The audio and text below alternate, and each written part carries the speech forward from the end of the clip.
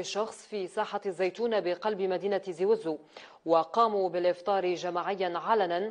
تناولوا سندويشات، المياه المعدنية والمشروبات الغازية وحتى الكحولية أمام دهشة واستغراب أنظار سكان مدينة تيزي وزو.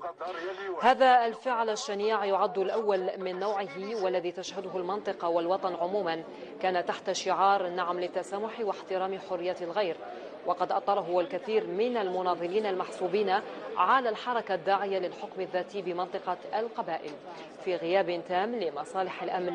الزميل حسن زيزي غطى الحركة وعاد لنا بالتالي.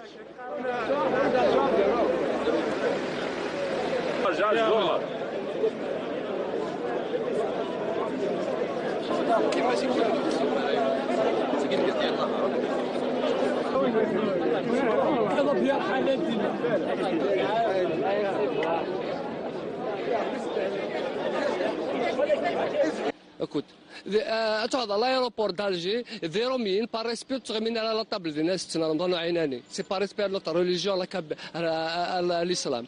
Nous connaissons que les Américains ne peuvent pas contre l'islam, non. Elle ne sera jamais tolérée la guerre تيزيوز.